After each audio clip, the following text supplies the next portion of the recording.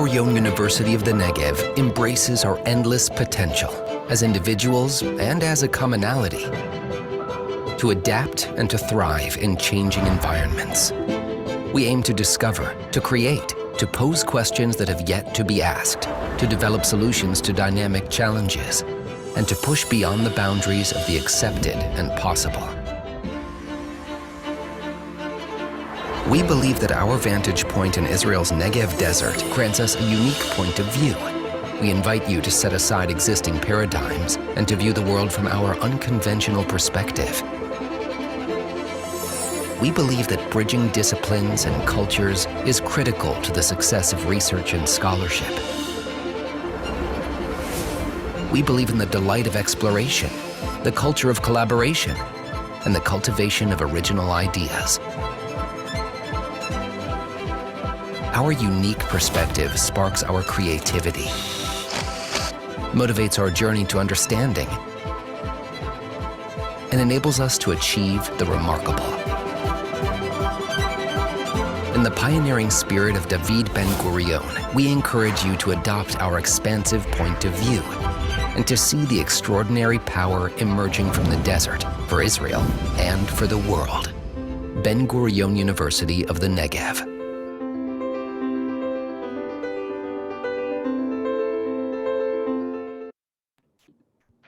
Hello and welcome to a very special episode of Ben-Gurion University Canada's Webinar Wednesdays as we mark International Women's Day. I'm Galit Solomon, the National Director of Marketing and Communications with Ben-Gurion University Canada, and it's my pleasure to moderate today's webinar. The theme of this year's International Women's Day is Embrace Equity, and we are fortunate to have Professor Halleli Pinson, BGU's advisor to the President on gender equity with us. Professor Pinson will provide us with a deeper understanding of the concept of gender equity, reflect on how far we have come as a society and how far we still need to go. She will also offer a glimpse into how Ben-Gurion University of the Negev is influencing the narrative around gender equity. Professor Pinson is a political sociologist of education. Her areas of interest include the changing role of education and schooling in the age of globalization, with a focus on gender patterns of participation in STEM subjects in high school. She earned her Bachelor of Arts at Tel Aviv University and her Master's and PhD at Cambridge University Center for the Study of Global Human Movement. Professor Pinson is one of the founders of the Forum for Gender Equity in the Faculty of Humanities and Social Sciences. There is so much more that we can say about Professor Pinson, but why don't we just hear from her firsthand now? Professor Pinson, the screen is yours. Well, thank you very much for having me this evening. Well, it's your afternoon, it's my evening. And especially I'm really happy to be here on Women's International Day and share with you some of the experience we have at BGU and also some of my research insight. So I'm going to focus on three main issues today. First, I'm going to give you a glimpse into my research on gender equity and pattern of participation in STEM. I then will talk a little bit about what we do in BGU and also link it to my research. And I've been fortunate to actually put my research into practice, which not many people in social sciences necessarily get to do. And then I will touch upon the theme of equity and talk more about my understanding of the differences between equity and gender equality. So let me just share with you my presentation, if I can, hold on. It's always, when you need that, it's always a problem. Well, sorry.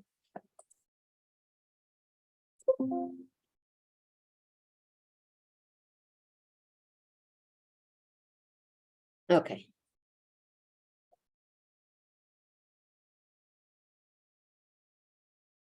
Right, so do you see it in presentation mode?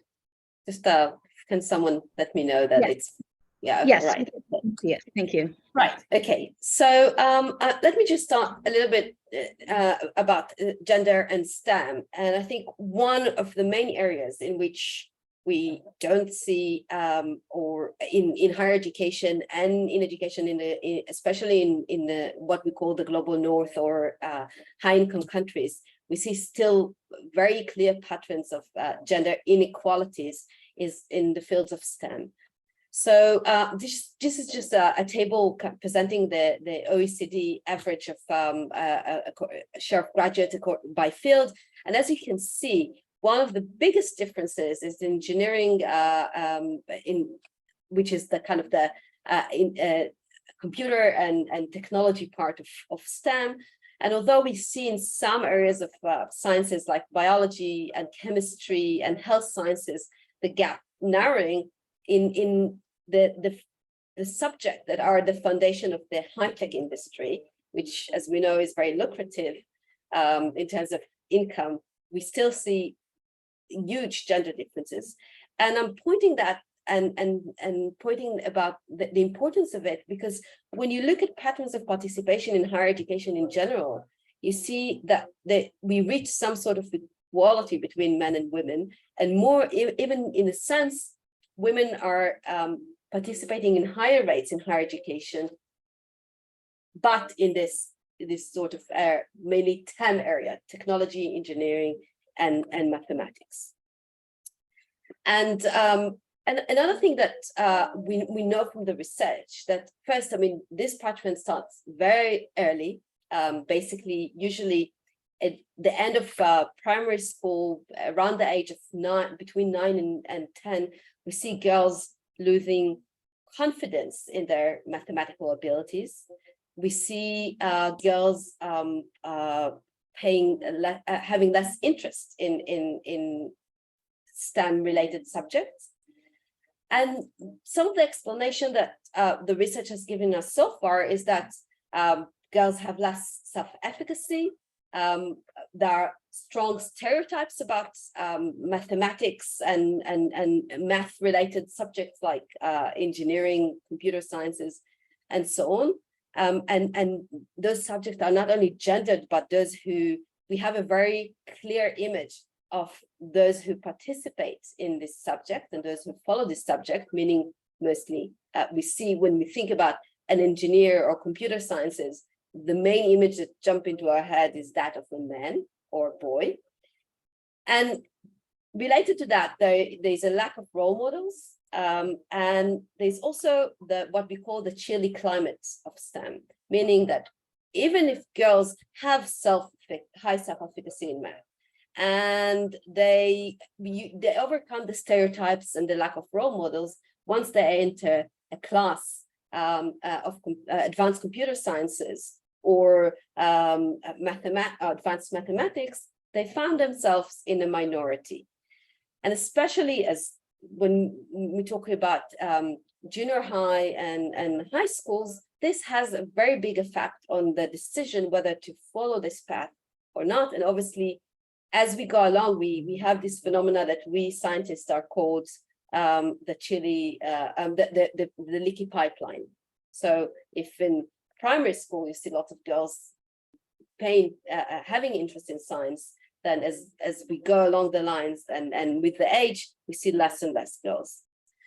So why it's important? It's important first, I mean, I've mentioned it before, the STEM-related areas and professions are very lucrative, especially in high-income countries. And it means that if we have gender segregated or gender differences in junior high school, higher education, and then the job market, then we kind of reproducing gender inequalities in the workforce. But it's also important when we look at research, it's also important in terms of research, and this is obviously something that as a university we are very invested in, because especially when we talk about computer sciences and engineering, but about any subject, diversity of perspectives is important for producing good research. And this is something that at BGU, we put a lot of focus on, and I'll talk about a little bit about it later on. So one thing that me and some of my colleagues have noticed, I mean, everything that I told you until now is more characteristics of high-income countries. So OECD countries, we see this sort of differences and patterns of gendered patterns of participation in STEM. But if we look at other countries, the picture is much more complex.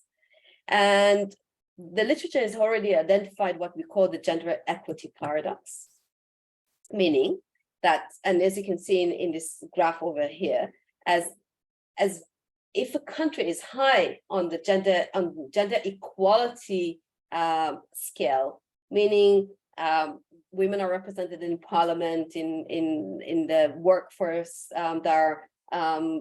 they have maternity leave and so on and so forth. Like in countries that, I mean, the countries that are higher here are Finland, Norway, Sweden, Scandinavian countries that we associate with high gender equality. But as higher the country is on the gender equality, the lower the percentage of women participating in STEM. On the other hand, in countries in that side of the graph, like Turkey, Tunisia, Algeria, United Arab Emirates, which we don't necessarily associate with gender equity, we find higher percentage of women in STEM. And that's sort of pattern, or the gender equity paradox, meaning the paradox between having a country with that is very advanced in terms of gender equality, but there's one area that we can see quite big inequalities, meaning STEM, and the other way around, captured the kind of the imagination of sociologists of education trying to explain why we have this paradox.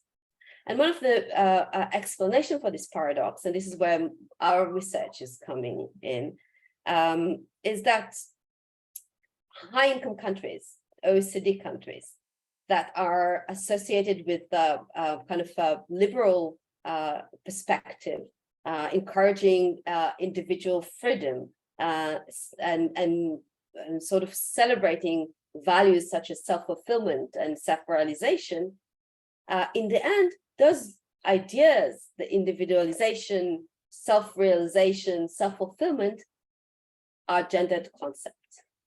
And that's the fact that the ideals of self-realization are not really a result of free choice, but a result of our gender stereotypes, leads to women participating in, especially in these countries where this sort of free choice is being celebrated, in much lower rates than in countries where there's much more emphasis on excellence and on making choices that are based on their economic lucrative, and not necessarily just on what makes me feel happy or what makes me fulfill myself. And one thing that we did notice, and this is where I'm going to link also my research to what we do in BGU, is that this gender paradox also exists when you look at the Israeli education system. So the Israeli education system, and I'm sure you know that, is comprised of the general state sector, which serves the Jewish majority, and Arab state schools that serve the Arab minority. And in a sense, you can say that especially the non-religious Jewish or Hebrew-speaking schools are very much embedded within Western liberal culture, again, putting a lot of emphasis on choice and self-fulfillment. And Arab or Arabic-speaking schools are much more traditional in the values and put less stress on self-realization and free choice. And we can see, and I'm sorry that the typing here came in Hebrew, but you can see that, and here this is Jewish boys, sorry.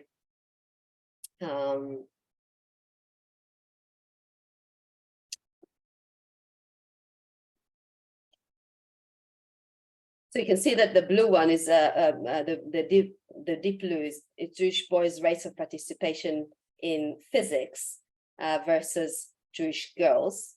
But this is Arab boys and this is Arab girls. So if you go, and I'll put it simply, if you go to advanced physics class in Rahat next to Beersheba, you see that about 60% of the students there are girls. But if you go to a classroom, advanced physics classroom in Beersheba, in a Hebrew-speaking school, you will see that about only 30% of the students are girls. So, and one of the things that we really, when we went deep into what's happening in the school, we really saw this sort of difference in school cultures, and the Jewish schools or the Hebrew-speaking schools putting a lot of emphasis on how to allow students to make an authentic choice, which, as I said, is in the end of the day is gendered. While in Arabic-speaking schools, there is no choice. When you choose advanced classes, choose the head teacher, the principal, and the teaching team just sit with grades and say, okay, those who have A go to physics. Those who have A+ will go to computer sciences. Those who have B+ will go to biology, and so on and so forth. And surprise, surprise, and this is no surprise to someone who does sociology of education, the majority of the excellent students are actually girls. And this have a lot of explanation to it, and we're happy to address it when we in the Q&A time. So I see that I've already spent about half of my time, but so let me just move and talk about what we do at BGU, and also I'll make some links between what I do as a presidential advisor to gender equity and what I know from my own research. So I'll just start clearly with our mission, and I would say that BGU has put a lot of emphasis and a lot of resources in recent years in promoting gender equity. And underlying this decision to invest quite a lot, to have a whole kind of unit for gender equity, is the understanding, which I started with, that excellence is only achieved through diversity. And it's achieved through gender diversity and other forms of diversity. And I know that you met Sarah Babu Rabia last year, and I know that she spoke about it quite a bit. But this sort of understanding is really kind of the pillar of what we do. Another pillar is the understanding that gender equality, reaching equality through gender equity, and I will address that distinction, is an asset for BGU. This is something that we can be proud of and actually attract more excellent researchers, more excellent students through this agenda of promoting gender equality. But it also, and for me, this was a big sort of a drive to take the role of the presidential advisor to gender equity, is the social responsibility and the commitment BGU has to social justice, and among it gender equity. And I think, and I don't think I will exaggerate by saying that this is part of BGU DNA. So when I came into the office actually 2 years ago in Women International Day in 2021, I basically set 4 main goals for my term in office. One is recruitment and appointments.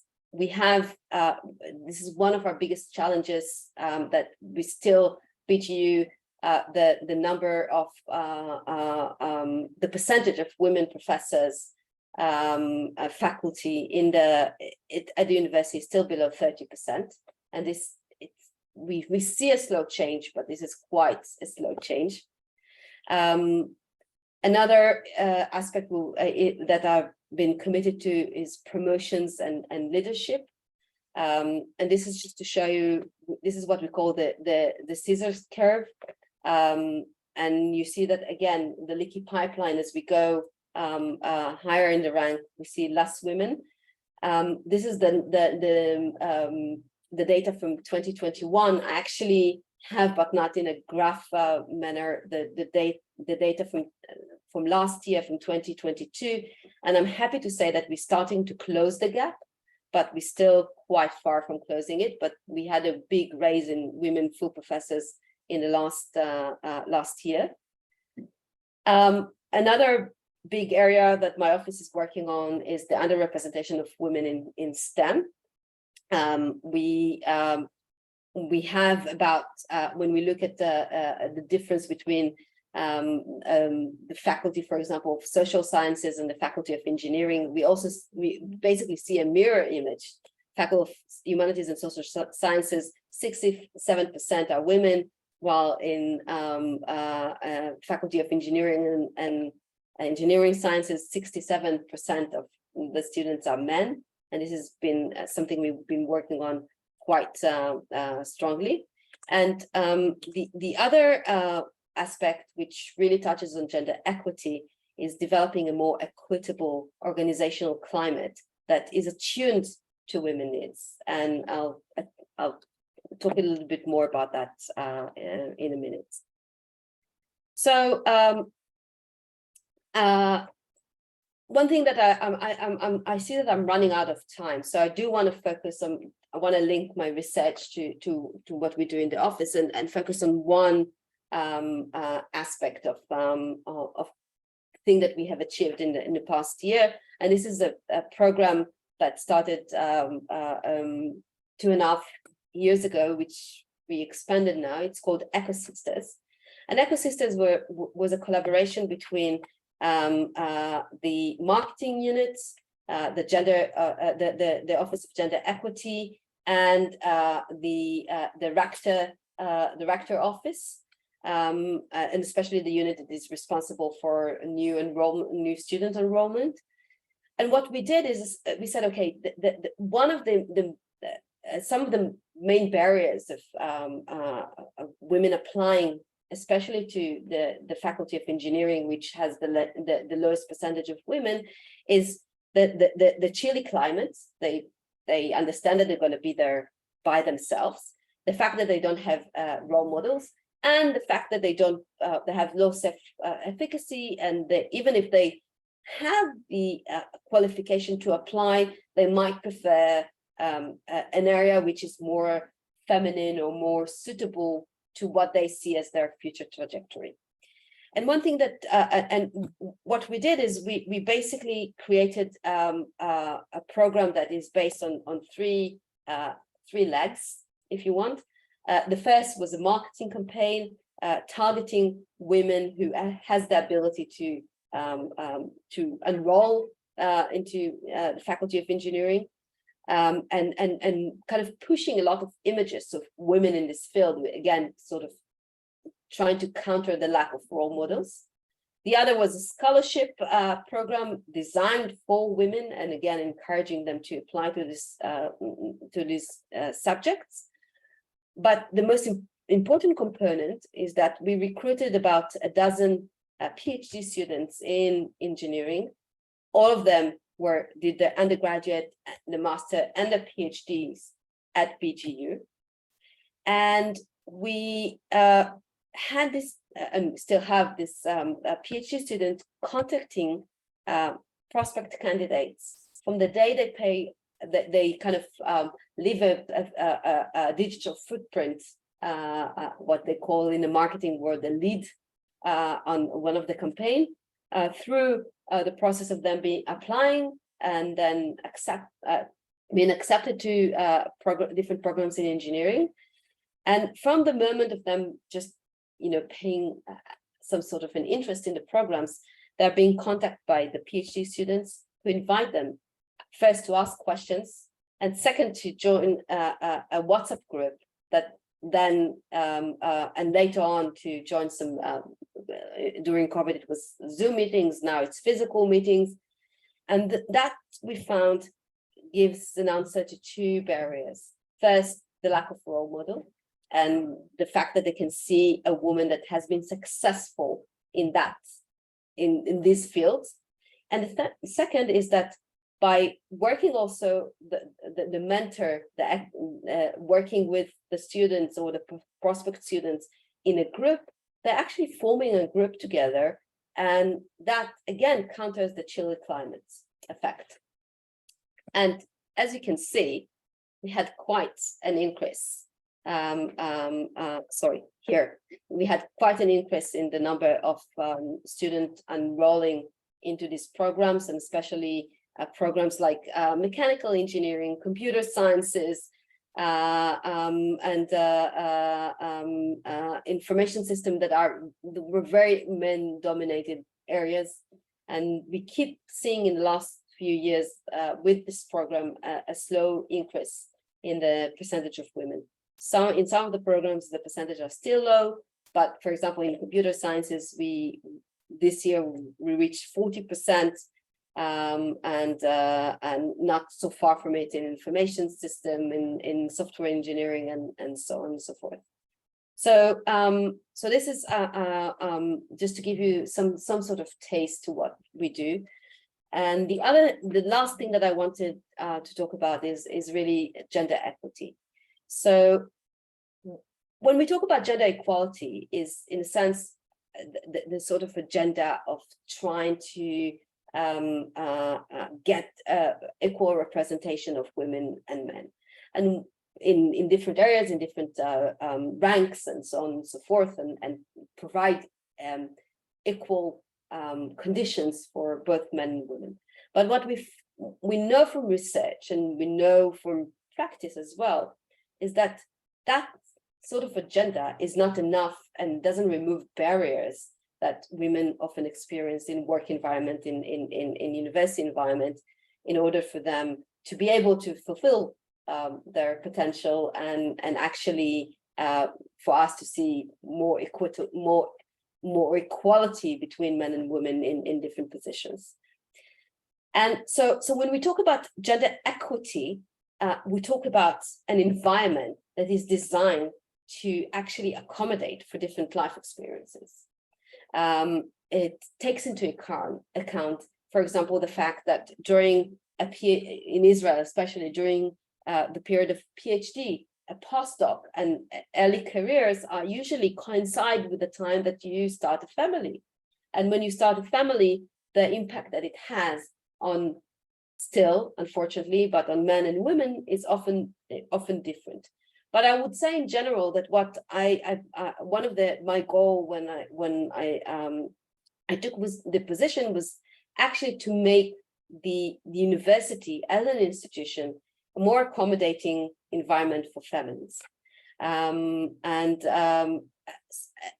aspect of gender equity is also understanding that we need to develop gender sensitivity, and not to adopt a gender blindness perspective, a gender blindness, or saying that we don't take into account gender, is often what actually reinforces gender inequality and gender differences.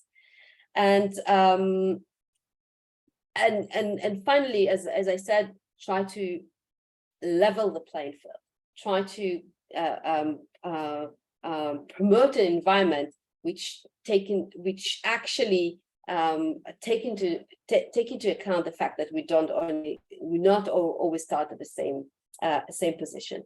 And I'll just end by saying that one of the main things that we did in that respect was actually around COVID. We had two main projects which the university invested quite a lot of funding in. One is the supporting female PhD students who are at the 5th year, meaning they don't have a scholarship anymore, and they run into the 5th year because of COVID and because they're mothers to young children. And this was a major project that actually, in a sense, helped lots of PhD students finishing their degree. And the other is teaching relief for parents to young children, faculty members who are parents to young children before tenure. So, and I think I've finish now, and I'll leave you with that, and I'll be happy, obviously, to take any questions that you have. Wonderful, Professor Pinson. That was really interesting and obviously very timely for us, this discussion and conversation today. I'm just going to remind the audience members that at this time you can share your questions in the Q&A box at the very bottom of the screen, and we will do our very best to get through as many of those as possible. I'll begin with a few questions here, Professor Pinson, and one of them, we'll start high level and then we'll hone in on some of the details of your presentation and of course your experience as well. As you know, the theme of this year's International Women's Day is Embrace Equity. What does that statement mean to you, and how does it apply, do you think, to the work that you're doing at BGU as a special advisor to the president? So I think, as I said, I think when you talk about equity as opposed to equality, the idea is how to create an institution that is attuned to gender differences. There are gender differences, and there are gender differences in terms of our tendencies, our life trajectories, and I'm not saying that these differences are essential. Okay, I'm not saying that they are kind of given or biological, but that we live in a society that creates, gender differences and creates different life construct different life trajectories. And if we want to reach equality, then we need to have an institution that is aware to those differences. And I think, as I said in my last slide, trying to level the playing field. And trying to level the playing field is the understanding that people have different needs. And if we want diversity, we need to accommodate those different needs. Right. And the second part of that question was really in regards to the work that you do with the president and as a special advisor. Tell us a little bit about that and what it entails, what it involves, and how it's evolving. Okay, so I think I can divide the work that I do to several areas. So one of them will be really working on policies. So I see a great part of my role is try to identify what are the, okay, so I have the big picture of the gender inequalities within the institution, whether it, in terms of student participation in different fields, or whether it's promotions or hiring or, any other areas. And what especially during the first period of my term, what I try to do is identify what are the barriers. Okay, so and in this sense, my experience as a sociologist of education became very handy because I do have the tools to analyze that. So, okay, if I see that there are very low percentages of women in the faculty of engineering sciences, that I'm asking why. Or if I see that there are very few full professors, when I started my term in office, it was 16%. Now it's about 20. Then it's I'm trying to ask why. And then the other step is to develop a policy together with the president, the rector, and other parts in the university, deans, and etc., to try to develop a policy that will counter the barrier in the spirit of equity. So I can give you one example. Obviously, there are many, but when you, in terms of we made a huge change to the promotion and hiring protocol at the university, which took about a year, because changing a protocol, it's a very laborious act. Yes. But, one of the things that we've changed is that we saw that that there isn't any growth in the number of full professors, and because for many years the idea was that, oh, we'll give it time, it will happen, and that the rate of the rate of promotion of women and men is very different.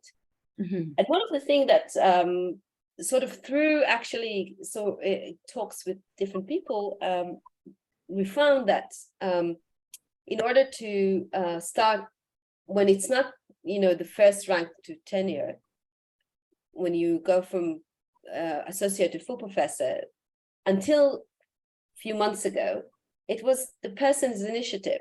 So I would have to say to the head of my department, listen, I think I think we can start the promotion procedure. They will consider it, and then the ball will start rolling.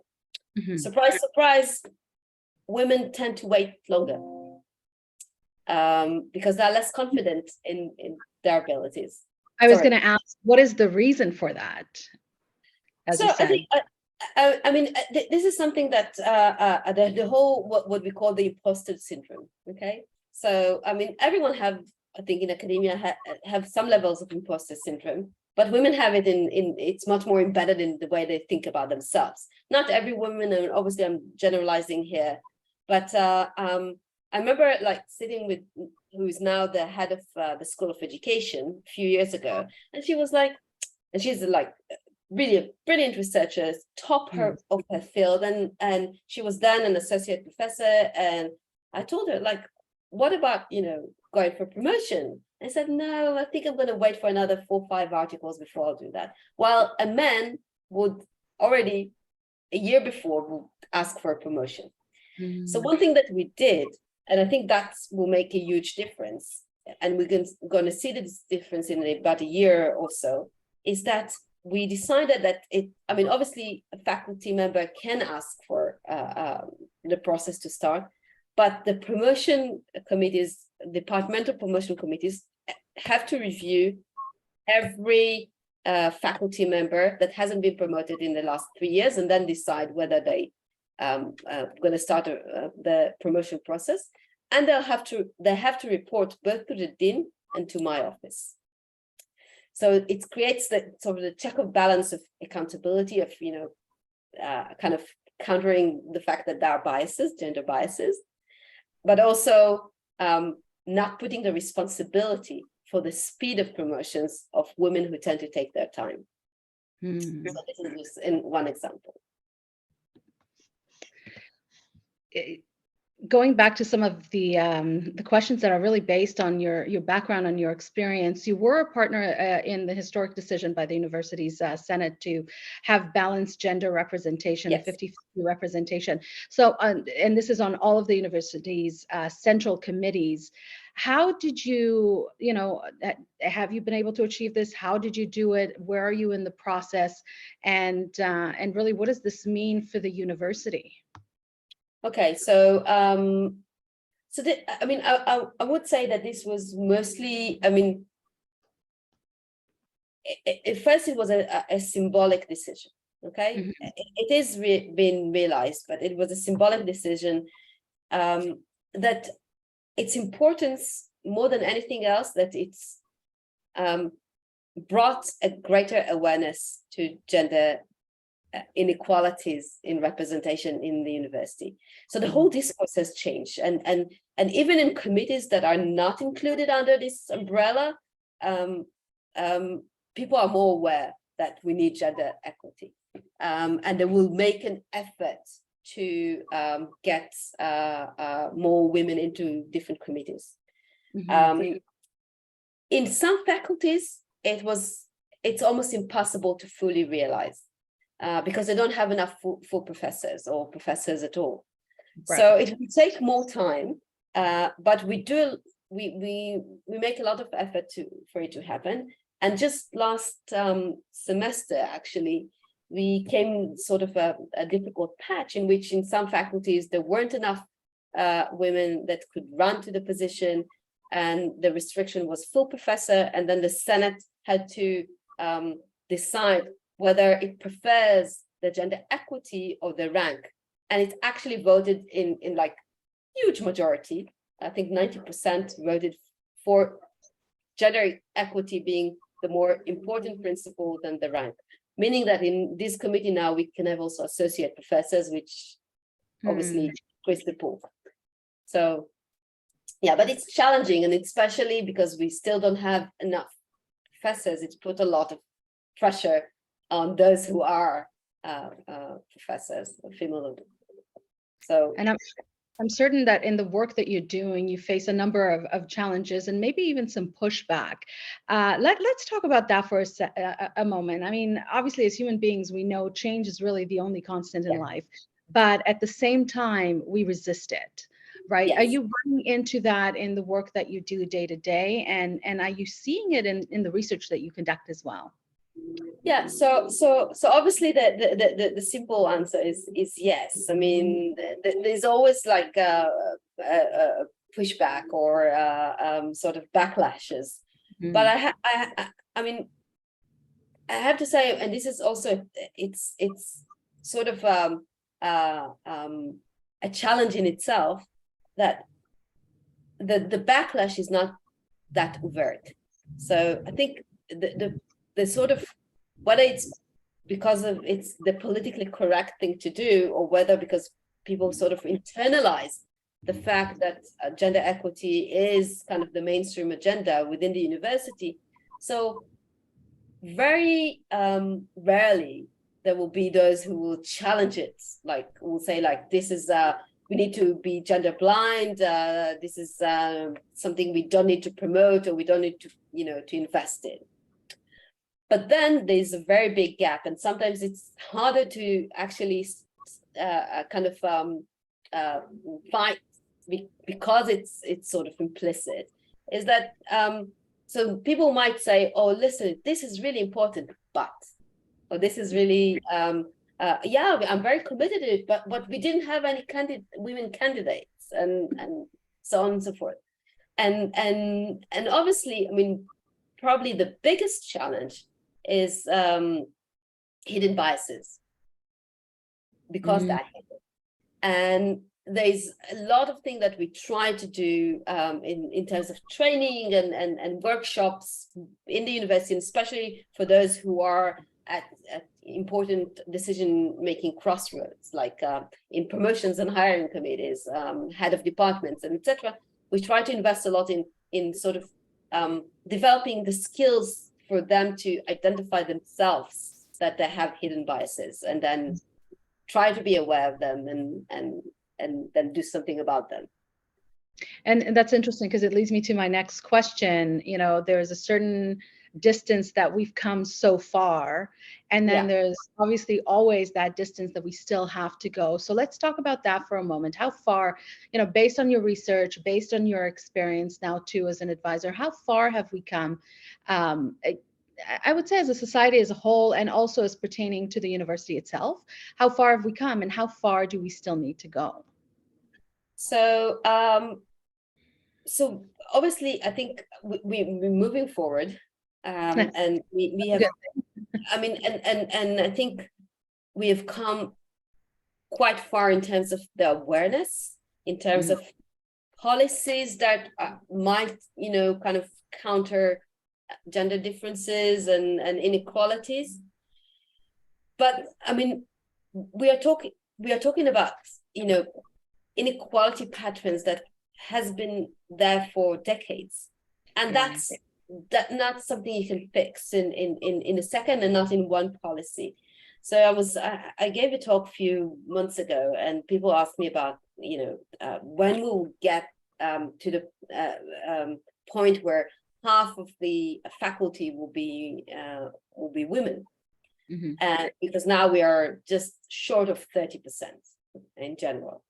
And I said, and this is true, and this is that if we want to reach that for the next 10 or maybe 15 years, we need to hire only women. And that's not going to happen. So it's going to take longer than that.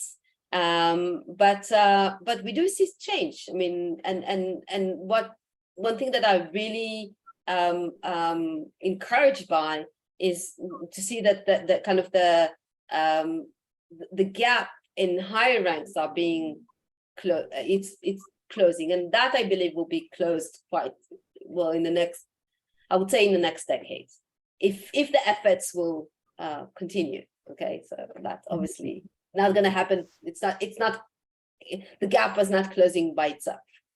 Right, right. These efforts are needed.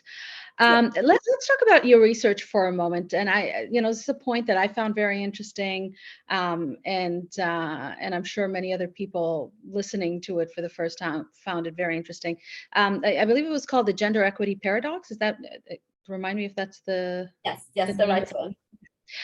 In it, you had mentioned some information about female Jewish students, and the percentages really did surprise me. I wonder, in the research that you're doing, are you ever finding that, you might have a certain theory of what the result might be of your research, and then it turns out to be quite different, or did you go in with this kind of assumption into this research? No, so we went with this assumption. I mean, our starting point was the gender paradox and in participation in STEM, and so we already knew that when you do the cross-country comparison, you see this difference. And me and my co-researcher, Professor Yariv Feniger from School of Education, we both did different research on different areas in that has a comparative perspective between Hebrew speaking and Jewish and Arabic speaking schools, and we noticed that difference because again, when you enter a physics or computer sciences classroom, the difference is very visible. And then we start wondering, and so the first step was actually looking for a theoretical explanation, which we found in this cross-national comparison, which leaves it in the theoretical kind of explanation because you can't really compare country to country in that respect because different countries have different curriculums, different sorting and different tracking and etc. So Israel in that respect is sort of a laboratory because it allows you that there are different socioeconomic and cultural groups studying under the same umbrella, the same curriculum, but in different streams. And that comparison is possible. And we really see, we were able to take the theoretical explanation and show how it works on the ground and how it also affects stereotypes. Because one thing that I haven't mentioned, that Jewish students, female students, have much stronger gender stereotypes and low self-efficacy in math than in comparison to Arab girls. Right. And that was going to be my next question. Did your research go beyond that to try and find out, well, why is that? What is, what is perhaps not being done within the sort of the Jewish school environment for Jewish female students that is being done in the environment for Arab women students, female students, I should say? So I would say a few things. I mean, first, I mean, this sort of in Hebrew-speaking schools, Jewish schools, I mean, there are especially as you go up the socioeconomic ladder, okay, there's also differences between like within the Jewish sector between different socioeconomic positions. But as you go, I mean, up the ladder, like go to a school in Tel Aviv or a school in Ramat HaSharon, and also even in certain areas in Beersheba, the emphasis on kind of making an authentic choice is so strong. I mean, basically in ninth grade, this is where a student choose in Israel what sort of advanced classes they're going to do, and half of the year is dedicated to training in how to choose without any gender awareness to the fact that our choices are gendered. And this is one of the biggest problems. So, and what happened in the Arab school that explained that is that basically there is no choice. I mean, they call it choosing an advanced course, but the students have no choice. And so I'm not just suggesting that you need to, just track the student. Tracking has its own problems. Right. But I think what we try and Yariv, my co-researchers and myself, I mean, we in the past year and a half, we gave numerous seminars to teachers and other policymakers within the Ministry of Education, is try to kind of make them understand that if they want to keep the focus on choice, and if they want to give choice, they have to develop a gendered awareness toolkit within it, Right. and that would help. Okay. I'm very interested too with your research. What's next? What are you looking at? Are you expanding on the current research? Are there other areas of research that you're looking at the moment as well?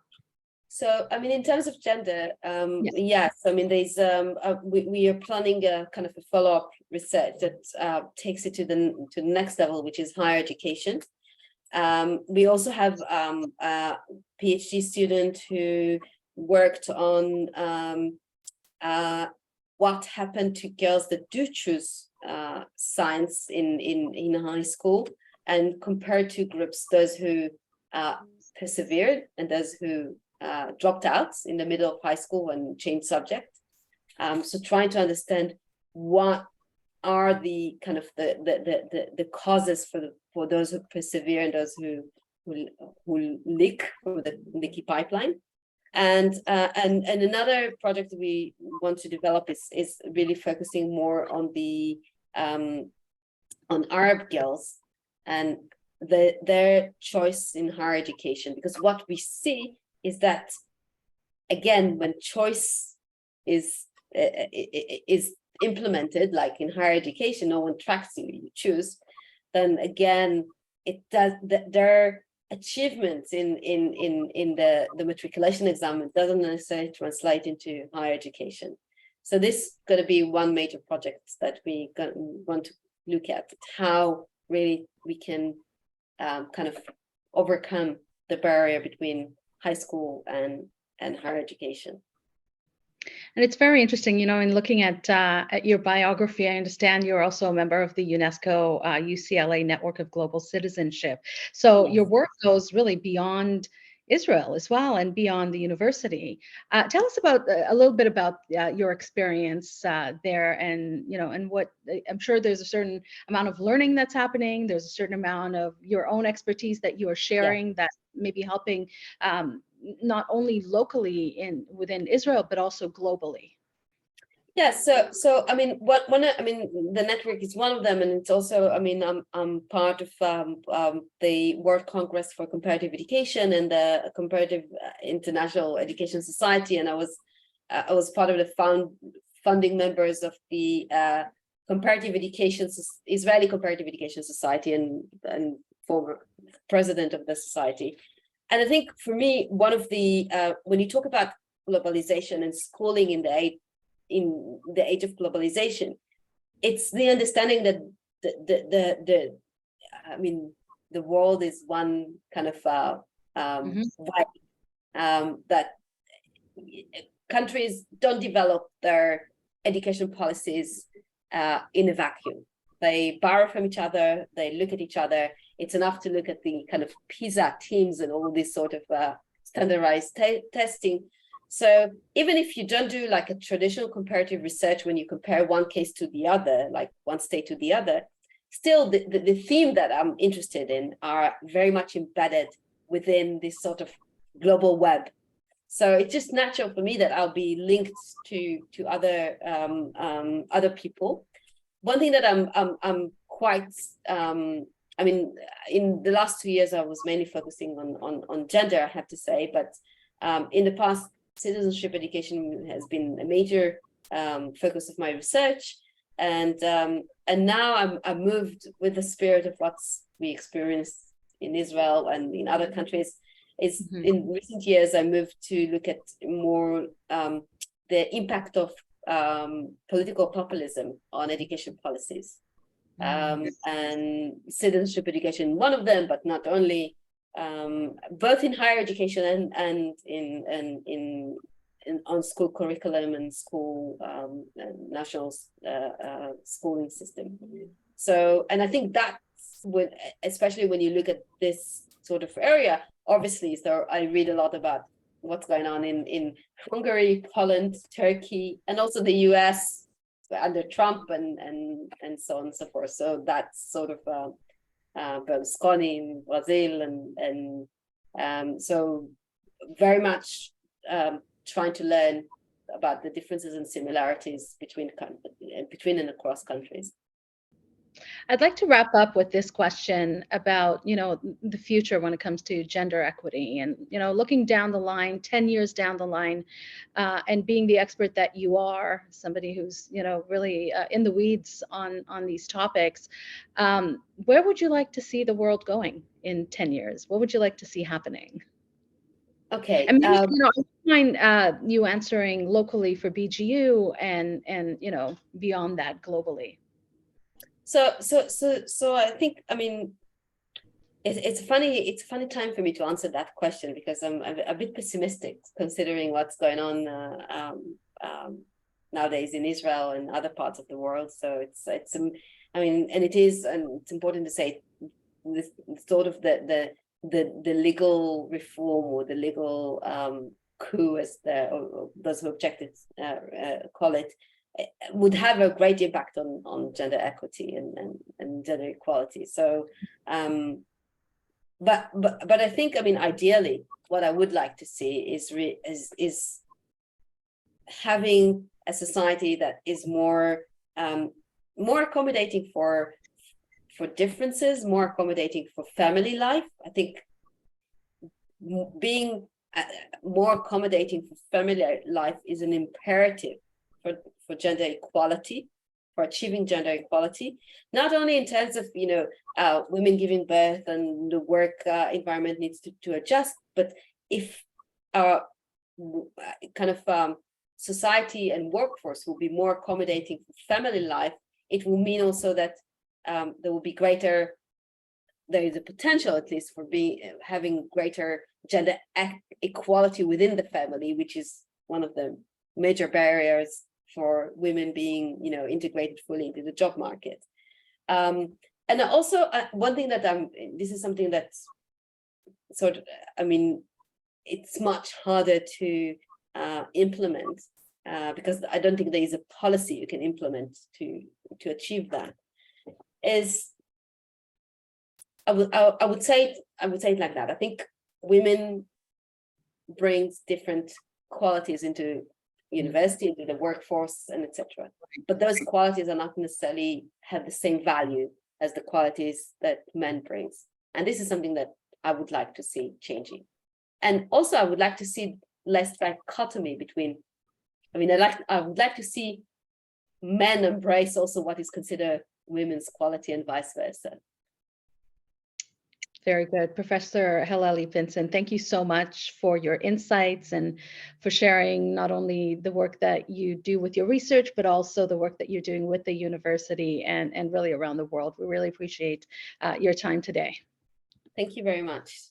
I really enjoyed talking to you. So wonderful, wonderful. I'd like to take this opportunity too to thank everyone who joined us today. We hope you found this webinar to be informative and insightful. BGU Canada and our various regions are hard at work now, planning for upcoming galas, movie screenings, and other events. So please do keep an eye open for our updates in your email inbox. And don't forget to give us a follow on social media.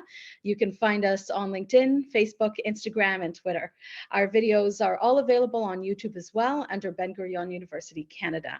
Thanks everyone for joining us, and bye for now.